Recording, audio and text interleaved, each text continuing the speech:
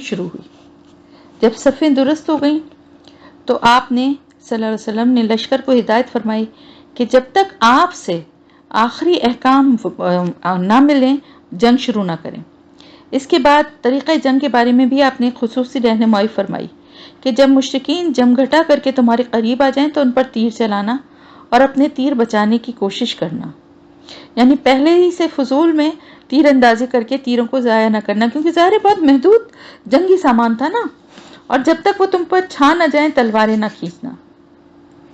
اس کے بعد آپ صلی اللہ علیہ وسلم اور ابو بکر رضی اللہ تعالیٰ عنہ واپس اسی جگہ پہ، وہ ٹیلا جس پہ چھپر ڈالا گیا تھا وہاں واپس چلے گئے، اور حضرت سعد بن معاذ رضی اللہ تعالیٰ عنہ اپنا نگراں دستہ لے کر اس چھپر کے دروازے پہ تعینات ہو گئے۔ دوسری طرف مشرکین کی کیا صورتحال تھی؟ ابو جہل نے اللہ سے فیصلے کی دعا کی، ہم پڑھ چکے ہیں نا یہ بھی۔ آپ دیکھیں خود ہی اپنی تباہی اور بربادی کی اس نے دعا کی۔ اس نے کہا اے اللہ، ہم میں سے جو فریق قرابت کو کاٹنے والا، زیادہ کاٹنے والا اور غلط حرکتیں زیادہ کرنے والا ہے، اسے تو آج توڑ دے۔ اے اللہ، ہم میں سے جو فریق تیرے نزدیک زیادہ محبوب اور زیادہ پسندیدہ ہے، آج اس کی مدد فرما۔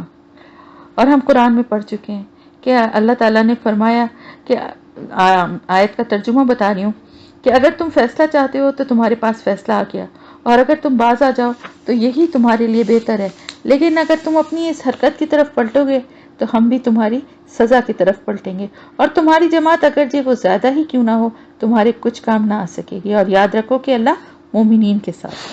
اللہ نے بتایا، یعنی اس شخص کی ڈٹائی کو آپ دیکھیے کہ اس کو کس طرح سے یہ امید تھی کہ وہ صحیح ہے، اور اتنی بڑی بات اس نے کہی۔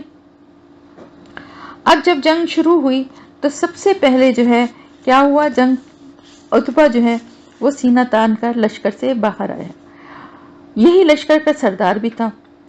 اچھا نہیں، اس سے بھی پہلے، سب سے پہلے تو وہی جو عامر بن حضرمی تھا جس کے بھائی کو اس سریہ میں قتل کیا گیا تھا، وہ سب سے پہلے آ گیا ہے۔ اس کے مقابلے میں حضرت عمر رضی اللہ تعالیٰ عنہ کے غلام جو تھے مجمع، وہ سامنے آئے۔ عامر بن حضرمی نے بڑھ کر ان کو قتل کر دیا۔ اس طرح غزوہ بدر میں سب سے پہلے مجمع جو تھے ان کو شہادت نصیب ہوئی۔ اس کے بعد عتبہ جو ہے وہ سینہ تان کے نکلا، اور یہی لشکر کا سردار بھی تھا، اور ساتھ میں اس کا بھائی شیبہ اور اس کا بیٹا ولید بھی آگے بڑھے، 3 آدمی۔ ادھر مقابلے میں 3 انصاری جوان۔ پہلے جنگ اسی طرح ہوتی تھی، پہلے جنگ ایسی ہوتی تھی، دست بدست ہوتی تھی نا، یعنی آمنے سامنے ہوتی تھی، تو ظاہر رائفل اور گولیاں اور توپیں یہ چیزیں تو نہیں تھی نا، تلواریں اور نیزے اور تیر یہی ہوتی تھی چیزیں۔ تو جنگ کا طریقہ یہ ہوتا تھا کہ دونوں لشکر آمنے سامنے آ کے کھڑے ہو جاتے تھے۔ اس کے بعد ایک لشکر سے ان کا کوئی بہادر سردار یا وہ نکلتا تھا جنگ کے لیے، اور وہ دعوت دیتا تھا کہ میرے مقابلے پہ کوئی آئے، تو دوسرے لشکر سے بھی ایک آدمی کو بھیجا جاتا تھا مقابلے کے لیے۔ پھر ان دونوں میں سے جو مارا جاتا تھا تو اس کے بدلے میں دوسرا اس کا بدلہ لینے کے لیے آتا تھا۔ پھر اس کے بعد اسی طرح دوسرے تیسرے سردار 2-3 نکل آتے تھے، اور جب اس طرح تھوڑا کئی لوگ اس طرح ہلاک ہو جاتے تھے تو پھر ایک دم سے جو وہ ایک ہوتا تھا کہ جسے کہنا چاہیے ایک گھمسان کا رن پڑنا، یعنی ایک جنگ دست بدست جنگ شروع ہو جاتی تھی، سب اس میں انوالو ہو جاتے تھے، یعنی سارا لشکر ایک دوسرے کے مقابلے پہ آمنے سامنے جو ہوتے تھے وہ ایک دوسرے کے لشکروں میں گھس جاتے تھے اور ایک دوسرے کو مارنا شروع کر دیتے تھے، یہ طریقہ ہوتا تھا۔ تو ان کے مقابلے میں، ان تینوں کے مقابلے میں 3 انصاری جوان نکلے۔ آپ صلی اللہ علیہ وسلم کو یہ خیال آیا کہ یہ کفر اور اسلام کی پہلی جنگ ہے، اور اس جنگ میں پہلے انصار جان کی بازی لگائیں، یہ مناسب نہیں ہے، پہلے مہاجرین کو اپنی جان ہتھیلی پر رکھ کر آگے بڑھنا چاہیے۔ اس لیے وہ ان کی قوم اور انہی کے رشتہ دار لوگ ہیں، انہی کی وجہ سے تو مطلب انہی کی دشمنی میں تو آئے نا، مدینے کے لوگوں سے تو ان کی کوئی دشمنی نہیں تھی نا۔ تو آپ نے فرمایا بنی ہاشم، یہ لوگ باطل کے نام پر اکٹھے ہوئے ہیں اور یہ حق کو مٹانا چاہتے ہیں، اٹھو اس حق کے نام پر جان دو جسے تمہارا نبی صلی اللہ علیہ وسلم لے کر آئے۔ یہ سن کر حضرت علی، حمزہ اور عبیدہ رضی اللہ تعالیٰ عنہما میدان میں آئے، اور عتبہ نے اپنے بیٹے سے کہا ولید آگے بڑھو۔ ولید کا مقابلہ حضرت علی سے ہوا، حضرت علی نے اسے بڑھ کر قتل کر دیا۔ پھر عتبہ خود آگے بڑھا تو حضرت حمزہ نے بڑھ کر اسے قتل کر دیا. پھر شیبہ آگے بڑھا تو مقابلے میں حضرت عبیدہ آئے. شیبہ نے انہیں زخمی کر دیا اور ان کی پنڈلی کٹ کر الگ ہو گئی. حضرت علی اور حضرت حمزہ نے یہ حال دیکھا تو آگے بڑھے اور شیبہ کو قتل کر دیا. پھر حضرت عبیدہ رضی اللہ تعالیٰ عنہ کو کندھے پر اٹھا کر آپ صلی اللہ علیہ وسلم کی خدمت میں لائے. کچھ دنوں میں حضرت عبیدہ رضی اللہ تعالیٰ عنہ اللہ کو پیارے ہو گئے اسی زخم کی وجہ سے. اب عام حملہ شروع ہو گیا. پیارے نبی صلی اللہ علیہ وسلم نے ساتھیوں کو للکارا، بڑھو اس جنت کی طرف جس کی کشادگی زمین و آسمان کے برابر ہے. عمیر بن حمام نے جنت کی خوشخبری سنی تو خوشی سے اچھل پڑے اور کہنے لگے ارے جنت میں پہنچنے میں بس اتنی ہی دیر ہے کہ یہ ان سے مقابلہ کروں اور یہ مجھے قتل کر دیں. وہ کھجوریں کھا رہے تھے، ہاتھ میں کھجوریں تھیں. جنت کی خوشبو اور جنت کا نام سننے کے بعد ان کو کھجوروں میں کیا مزہ آتا. فوراً مٹھی میں جو کھجور تھے انہیں پھینکا اور دشمنوں کی صف میں گھس گئے اور کچھ دیر جاں بازی کے ساتھ لڑتے رہے اور شہید ہو گئے. یہ پیارا جذبہ تھا. جنگ زوروں پر تھی اور دونوں طرف سے حملے ہو رہے تھے کہ آپ صلی اللہ علیہ وسلم نے ایک مٹھی ریت لی اور دشمن کی طرف پھینکتے ہوئے فرمایا، شاہت الوجوہ شاہت الوجوہ، منہ کالے ہوں منہ کالے ہوں. نبی کا ہاتھ تھا اور اللہ کی قدرت تھی. یہ مٹھی بھر ریت عذاب بن کر فوج میں پھیل گئی اور کوئی دشمن ایسا باقی نہ تھا جس کی آنکھوں میں وہ ریت نہ پڑی ہو. چنانچہ دشمن اپنی آنکھیں ملنے لگے اور مسلمان پورے زور و شور سے ان پر ٹوٹ پڑے اور قتل کا بازار گرم کر دیا. اور اس طرح سے یعنی پہلے ہی ان کا دل تو وہ ہو ہی چکا تھا، یعنی ہمتیں ان کی ٹوٹ چکی تھی کہ ایک ہی اس میں حلے میں ان کے 3 بہترین جو سردار تھے، کمانڈر تھے، وہ ان سے ہاتھ دھو بیٹھے تھے وہ. اور اس کے بعد پھر اس طرح سے مسلمان جو بے جگری سے لڑے تو ان کی بالکل ان کا جو حوصلہ اور ہمت ویسے ہی جو ہے اور زیادہ جواب دے گیا. اور پھر اللہ تعالیٰ کا وعدہ تھا، اللہ نے فرشتوں کو وحی کی، آپ صلی اللہ علیہ وسلم کو وحی کی کہ فرشتے جو ہیں ان کی مدد کے لیے آ رہے ہیں. اور اے اللہ کے رسول، اس طرح سے وہ دعا فرما رہے تھے آپ صلی اللہ علیہ وسلم، اتنی آپ پہ رقت طاری تھی اور اتنی بے خودی تھی. اللہ کی آیت نازل ہوئی کہ میں تمہارے ساتھ ہوں، تم اہل ایمان کے قدم جماؤ، میں کافروں کے دل میں روب ڈال دوں گا. اور رسول اللہ صلی اللہ علیہ وسلم کے پاس وہی بھیجی کہ میں 1000 فرشتوں سے تمہاری مدد کروں گا جو تمہارے آگے پیچھے آئیں گے. تو اس کے بعد آپ صلی اللہ علیہ وسلم کو ایک جھپکی آئی اور آپ نے اس کے بعد سر اٹھایا اور فرمایا، ابو بکر خوش ہو جاؤ، جبرائیل علیہ السلام ہیں یہ جو گرد و غبار میں اٹے ہوئے ہیں. ابن اسحاق کی روایت میں یہ ہے کہ آپ نے فرمایا، ابو بکر خوش ہو جاؤ، تمہارے پاس اللہ کی مدد آ گئی. یہ جبرائیل علیہ السلام ہیں، اپنے گھوڑے کی لگام تھامے ہوئے ہیں اور اس کے آگے آگے چلتے ہوئے آ رہے ہیں اور گرد و غبار میں اٹے ہوئے ہیں. اس کے بعد آپ صلی اللہ علیہ وسلم اپنے چھپر کے دروازے سے باہر تشریف لائے. آپ نے ذرا پہن رکھی تھی اور آپ پرجوش انداز میں آگے بڑھ رہے تھے اور فرماتے جاتے تھے، سَيَحْزَمُ الْجَمْعُ وَيُوَلُّونَ الدُّبُرَ، ان قریب یہ جتھا شکست کھا جائے گا اور پیٹ پھیر کر بھاگے گا. اور اسی وقت جو ہے آپ نے ایک مٹھی، جو میں بتا رہی ہوں کہ کنکر والی وہ مٹی تھی، اور آپ نے شاہد الوجوہ، سیاہ پڑ جائیں چہرے یا بگڑ جائیں ان کے چہرے. اور اس کے بعد اللہ تعالیٰ نے قرآن میں ارشاد فرمایا، یہ بھی ہم پڑھ چکے ہیں کہ جب آپ صلی اللہ علیہ وسلم نے پھینکا تو در حقیقت آپ نے نہیں پھینکا بلکہ اللہ نے پھینکا تھا، کیونکہ ایک مٹھی ریت آپ نے پھینکی ہے مٹی ملی ہوئی، جو کہ ہر کوئی کافر باقی نہیں بچا جس کی آنکھوں میں نہ جائے، تو اللہ کی طرف سے تھا نا وہ. اور پھر اس کے بعد جو ہے اس طرح کی جنگ ہوئی کہ گھمسان کی، یعنی اس میں جو جس طرح سے لوگ لڑے ہیں وہ ایک مثال تھی. اس طرح ایک مشہور خاتون افرا کے صاحبزادے عوف بن حارث نے دریافت کیا کہ اے اللہ کے رسول صلی اللہ علیہ وسلم، پروردگار اپنے بندے کی کس بات سے خوش ہو کر مسکراتا ہے؟ آپ نے فرمایا، اس بات سے کہ بندہ خالی جسم یعنی بغیر حفاظتی ہتھیار پہنے اپنا ہاتھ دشمن کے اندر ڈال دے. یہ سن کر عوف نے اپنے بدن سے زرہ اتار پھینکی اور تلوار لے کر دشمن پر ٹوٹ پڑے اور لڑتے ہوئے شہید ہو گئے. اللہ سے محبت کا درجہ، جنت کی خوشبو اور جنت کی جو خوشخبری ہے، اس کو سننے کے بعد ایسا ان کے اوپر کیفیت طاری ہوئی کہ موت اور یہ چیزیں تو ان کو کسی چیز کا خوف ہی نہیں رہا، ان کے دل میں کوئی یہ بات رہی نہیں. ویسے ہی وہ اللہ اور اس کے رسول کے لیے اپنی جان کی بازی لگا رہے تھے، اور جنت کی خوشخبری سننے کے بعد تو پھر ان سے رہا ہی نہیں گیا. اور اب جو جنگ کا جو میدان تھا وہ بہت زیادہ، جسے کہنا چاہیے شباب پہ تھا، اور دشمنوں کے جو حملے تھے وہ اب ٹھنڈے پڑتے جا رہے تھے. اور مسلمانوں کی جو حکمت عملی، جو آپ صلی اللہ علیہ وسلم نے جس طرح سے کہا تھا نا کہ تم جب تک کہ ان کے گھیرے میں نہ ہو تلواریں زیادہ نہ نکالو، تیر زیادہ نہ چلاؤ. اب وہ جو تھے وہ اس حکمت عملی کی وجہ سے اب وہ جب ان کو دیکھ رہے تھے کہ وہ ٹھنڈے پڑتے جا رہے ہیں، ان کی ہمتیں کم ہوتی جا رہی ہیں، تو مسلمان اور جوش میں، اور ان کا جوش جہاد بڑھتا گیا، اور انہوں نے نہایت سخت اور صفایہ کن حملہ کیا.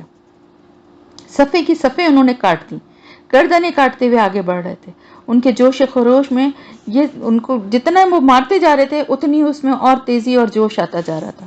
اور جب وہ یہ دیکھتے تھے کہ آپ صلی اللہ علیہ وسلم خود بنفس نفیس ذرا پہنے تیز تیز چلتے تشریف لا رہے ہیں، اور پورے یقین کے ساتھ فرما رہے ہیں کہ ان قریب یہ جتھا شکست کھا جائے گا اور پیٹ پھیر کر بھاگے گا، تو اور زیادہ ان کے جوش میں اضافہ ہو جاتا تھا، اور فرشتوں نے بھی ان کی مدد فرمائی. چنانچہ ابن سعد کی روایت میں ہے کہ حضرت اکرمہ سے مروی ہے کہ اس دن آدمی کا سر کٹ کر گرتا اور یہ پتہ نہ چلتا اسے کس نے مارا، اور آدمی کا ہاتھ کٹ کر گرتا اور یہ بھی پتہ نہ چلتا کہ اسے کس نے کاٹا. ابن عباس فرماتے ہیں کہ ایک مسلم ایک مشرک کا تعاقب کر رہا تھا کہ اچانک اس مشرک کے اوپر کوڑے کی مار پڑنے کی آواز آئی، اور ایک شہسوار کی آواز آئی جو کہہ رہا تھا ہزوم آگے بڑھو. مسلمان نے مشرک کو اپنے آگے دیکھا کہ وہ چت گرا ہوا ہے، اور لپک کر جا کے جب دیکھا تو اس کی ناک پر چوٹ کا نشان تھا، چہرہ پھٹا ہوا تھا جیسے کوڑے سے مارا گیا.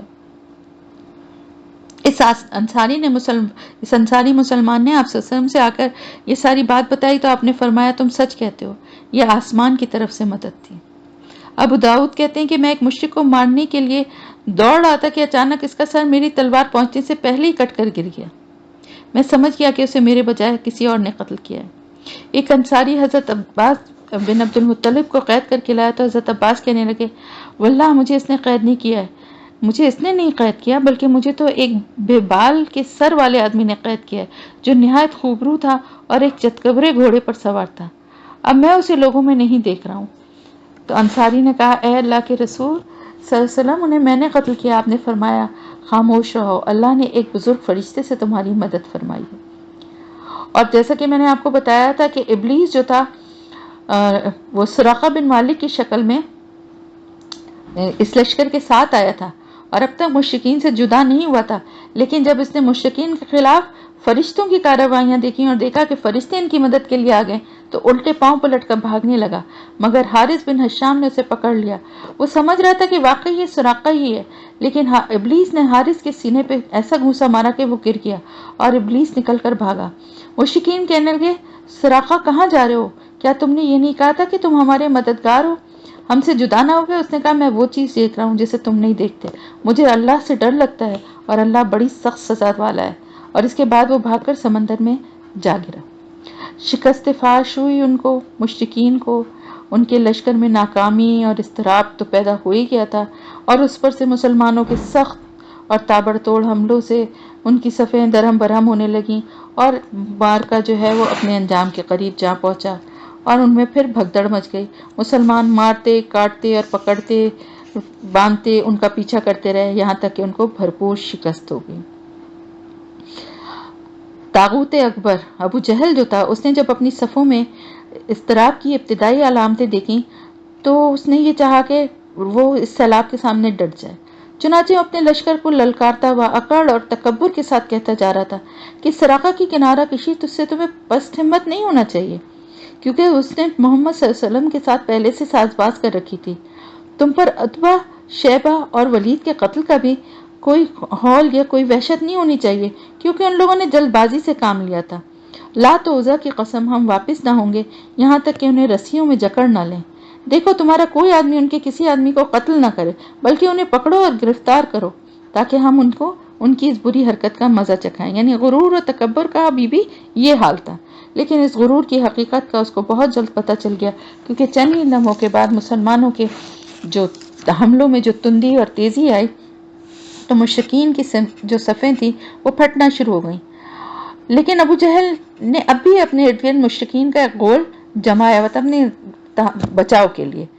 اس غول نے یعنی اس جو ایک گروہ سا اس کے چاروں طرف تھا، انہوں نے چاروں طرف سے تلواروں کی باڑ یعنی ایک اس کے لیے ایک پروٹیکشن کی ایک شیلڈ سی بنائی ہوئی تھی نیزوں اور تلواروں سے، لیکن اسلامی لشکر جو ہے وہ اتنا جوش میں اور اس قدر اس میں تیزی آ گئی تھی کہ اس کی بھی انہوں نے دھجیاں اڑا دیں۔ اور اس کے بعد جب ابو جہل ان کو دکھائی دیا کہ وہ اندر اس کے جو ہے گھوڑے پہ چکر لگا رہا ہے، اس کی چاروں طرف لوگ اس کی پروٹیکشن کے لیے، تو 2 انصاری نوجوانوں کے ہاتھوں اس کا خون ہوا، بلکہ بہت کم عمر تھے۔ حضرت عبد الرحمن بن عوف رضی اللہ عنہ کا بیان ہے کہ میں جنگ بدر کے روز صف کے اندر تھے کہ اچانک مڑا تو کیا دیکھتا ہوں کہ دائیں بائیں 2 نوعمر نوجوان ہیں، کم عمر تھے۔ ان کی موجودگی سے میں حیران ہو گیا، کیونکہ جنگ میں بچوں کو، کم عمر نوجوانوں کو لے جانے سے منع کر دیا گیا تھا۔ اتنے میں ایک نے اپنی ساتھی سے چھپ کر مجھ سے کہا کہ چچا جان مجھے ابو جہل کو دکھا دے۔ میں نے کہا بھتیجے تم کیا کرو گے؟ اس نے کہا مجھے بتایا گیا ہے کہ وہ رسول اللہ صلی اللہ علیہ وسلم کو گالی دیتا ہے، اس ذات کی قسم جس کے ہاتھ میں میری جان ہے، اگر میں نے اس کو دیکھ لیا تو میرا وجود اس کے وجود سے الگ نہ ہوگا، یہاں تک کہ ہم میں سے جس کی موت پہلے لکھی ہے وہ مر جائے۔ کتنا زیادہ آپ یہ دیکھیں یہ جذبہ اور کتنی زیادہ آپ سے محبت اور عقیدت تھی۔ وہ کہتے ہیں کہ مجھے اس بات پر بڑا تعجب ہوا کہ اتنے میں دوسرے لڑکے نے بھی مجھے اشارے سے متوجہ کر کے یہی بات کہی۔ ان کا بیان ہے کہ میں نے چند لمحوں بعد دیکھا کہ ابو جہل لوگوں کے درمیان چکر کاٹ رہا ہے، تو میں نے کہا ارے دیکھتے نہیں، یہ رہا تم دونوں کا شکار جس کے بارے میں تم پوچھ رہے تھے۔ ان کا بیان ہے کہ یہ سنتے ہی وہ دونوں اپنی تلواریں لیے جھپٹ پڑے اور اسے مار کر قتل کر دیا۔ پھر پلٹ کر آپ صلی اللہ علیہ وسلم کے پاس آئے، آپ نے فرمایا تم میں سے کس نے قتل کیا ہے؟ دونوں نے کہا میں نے قتل کیا ہے۔ آپ نے فرمایا اپنی تلواریں پوچھ چکے ہو؟ بولے نہیں۔ آپ نے دونوں کی تلواریں دیکھی اور فرمایا تم دونوں نے قتل کیا ہے۔ البتہ ابو جہل کا سامان، ان دونوں کا نام معاذ بن عمر بن جموح اور معاذ بن عفرہ تھا۔ تو جو ابو جہل کا سامان جو تھا وہ معاذ بن عمر کو دیا گیا، اس کا یعنی جو بھی مطلب اس کا تلوار اور جو اس کا سامان تھا، اس کی وجہ یہ تھی کہ دوسرے جو تھے نوجوان حضرت معاذ بن عفرہ وہ اس جنگ میں شہید ہو گئے تھے۔ البتہ ابو جہل کی تلوار جو ہے حضرت عبداللہ بن مسعود رضی اللہ تعالیٰ عنہ کو دی گئی، کیونکہ وجہ یہ تھی کہ ابو جہل کا سر جو ہے انہوں نے کاٹا تھا۔ ابن اسحاق کا بیان ہے کہ معاذ بن عمر بن جموح نے بتایا کہ میں نے مشرکین کو سنا کہ وہ ابو جہل کے بارے میں، جو کہ گھنے درختوں کی جیسی حفاظت اور پروٹیکشن میں تھا، نیزوں اور تلواروں کی باڑ میں تھا، کہہ رہے تھے کہ اس تک کسی کی رسائی نہ ہو۔ معاذ بن عمر کہتے ہیں کہ جب میں نے یہ بات سنی تو اسے اپنے نشانے پر لے لیا اور اس کی سمت جمع رہا۔ جب گنجائش ملی تو میں نے حملہ کر دیا اور ایسی ضرب لگائی کہ اس کا پاؤں نصف پنڈلی سے اڑ گیا۔ واللہ جس وقت یہ پاؤں اڑا تو میں اس کی تشبیہ صرف اس گٹھلی سے دے سکتا ہوں جو موصل کی مار پڑنے پر اڑ جاتی ہے۔ ان کا بیان ہے کہ ادھر میں نے ابو جہل کو مارا اور ادھر اس کے بیٹے اکرمہ نے میرے کندھے پر تلوار چلائی، جس سے میرا ہاتھ کٹ کر میرے بازو کے چمڑے سے لٹک گیا اور لڑائی میں مخل ہونے لگا۔ میں اسے اپنے ساتھ گھسیٹتے ہوئے سارا دن لڑا، لیکن جب وہ مجھے اذیت پہنچانے لگا تو میں نے اس پر اپنا پاؤں رکھا اور اسے زور سے کھینچ کر الگ کر دیا۔ یعنی اتنا جذبہ تھا، سوچیں ہاتھ کے کٹنے کی تکلیف کیسی ہوگی، کیا اذیت ہوگی، لیکن اس ہاتھ کو کاٹ کے الگ کر دیا، کھینچ کے الگ کر دیا۔ اور حضرت معاذ بن عمر جن کا یہ ذکر ہے وہ حضرت عثمان رضی اللہ تعالیٰ عنہ کے دور خلافت تک زندہ رہے۔ اس کے بعد دوسرے جو تھے نوجوان ابو جہل کے پاس یعنی معاذ بن عفرہ پہنچے، وہ زخمی تھے۔ انہوں نے ابو جہل جو تھا وہ زخمی تھا، انہوں نے اسے ایسی ضرب لگائی کہ وہ ڈھیر ہو گیا اور صرف اس کی سانس ہلکی ہلکی چل رہی تھی۔ اس کے بعد یعنی پہلے جو تھے 2 تھے نا جن کا میں نے بتایا کہ پہلے جو تھے جنہوں نے معاذ بن عمر تھے انہوں نے اس کو مارا، اس کا پاؤں کاٹا، اور اس کے بعد دوسرے جو تھے وہ معاذ بن عفرہ تھے، انہوں نے اس کو زخمی اس حد تک کیا کہ وہ بالکل تقریباً بے دم ہو گیا تھا، بس صرف سانسیں اس کی کچھ چل رہی تھیں۔ اس کے بعد معاذ بن عفرہ جو تھے وہ خود بھی لڑتے ہوئے شہید ہو گئے۔ جب معرکہ ختم ہو گیا تو آپ صلی اللہ علیہ وسلم نے فرمایا کہ کون ہے جو یہ دیکھے کہ ابو جہل کا کیا انجام ہوا ہے؟ اس پر صحابہ اکرام اس کی تلاش میں بکھر گئے۔ حضرت عبداللہ بن مسعود رضی اللہ تعالیٰ عنہ نے اسے اس حالت میں پایا کہ اس کی ابھی سانس آ جا رہی تھی۔ انہوں نے اس کی گردن پر پاؤں رکھا اور سر کاٹنے کے لیے داڑھی پکڑی اور فرمایا، او اللہ کے دشمن، آخر اللہ نے تجھے رسوا کر دیا نا؟ اس نے کہا، مجھے کیا رسوا کیا ہے؟ کیا جس شخص کو تم لوگوں نے قتل کیا اس سے بھی بلند پائے کا کوئی آدمی ہے، یا جس کو تم لوگوں نے قتل کیا اس سے بھی اوپر کوئی آدمی ہے؟ یعنی میں اتنا بلند مرتبہ ہوں کہ جس کو تم قتل کر رہے ہو۔ اور پھر کہنے لگے کہ اس نے کہا کہ کاش مجھے کسانوں کے بجائے کسی اور نے قتل کیا تھا، یعنی انصاری نوجوان تھے نا وہ دونوں۔ اس کے بعد کہنے لگا کہ یہ بھی بتاؤ کہ آج فتح کس کی ہوئی، یعنی جان نکل رہی ہے اس وقت یہ ساری باتیں کر رہا تھا۔ حضرت عبداللہ بن مسعود رضی اللہ تعالیٰ نے فرمایا، اللہ اور اس کے رسول کی۔ اس کے بعد حضرت عبداللہ بن مسعود سے وہ کہنے لگا جو اس کی گردن پر پاؤں رکھ چکے تھے کہ او بکری کے چرواہے، تو بڑی اونچی اور مشکل جگہ چڑھ گیا ہے۔ واضح رہے کہ عبداللہ بن مسعود رضی اللہ تعالیٰ عنہ مکے میں بکریاں چرایا کرتے تھے، یعنی اس وقت بھی غرور اور تکبر کا یہ حال تھا کہ ان دونوں نوجوانوں کے لیے کہا کہ کاش مجھے کسانوں کے بجائے کسی اور نے قتل کیا ہوتا، اور حضرت عبداللہ بن مسعود کے لیے کہہ رہے ہیں کہ بکری کے چرواہے تو بڑی اونچی اور مشکل جگہ چڑھ گیا ہے، یعنی مرتے ہوئے بھی کہہ رہے ہیں کہ اتنے بڑے آدمی کو تم لوگ مار رہے ہو، مطلب یہ بھی ایک بہت بڑا اعزاز ہے۔ اس گفتگو کے بعد حضرت عبداللہ بن مسعود رضی اللہ تعالیٰ عنہ نے اس کا سر کاٹ لیا اور آپ صلی اللہ علیہ وسلم کی خدمت میں لا کر حاضر کر دیا اور کہا کہ یا رسول اللہ صلی اللہ علیہ وسلم، یہ ہے اللہ کے دشمن ابو جہل کا سر۔ آپ نے 3 بار فرمایا، واقعی اس خدا کی قسم جس کے سوا کوئی معبود نہیں، اللہ اکبر، الحمدللہ الذی صدق وعدہ ونصر عبدہ وہزم الاحزاب وحدہ۔ اللہ اکبر، اللہ اکبر، تمام حمد اللہ کے لیے جس نے اپنا وعدہ سچ کر دکھایا، اپنے بندے کی مدد فرمائی اور تنہا سارے گروہوں کو شکست دی۔ پھر فرمایا، چلو مجھے اس کی لاش دکھاؤ۔ تو صحابہ نے آپ کو لے جا کر اس کی لاش دکھائی۔ آپ صلی اللہ علیہ وسلم نے فرمایا، یہ اس امت کا فرعون ہے۔ تو یہاں پر اب ہم اس کو اپنے سلسلے کو روکتے ہیں۔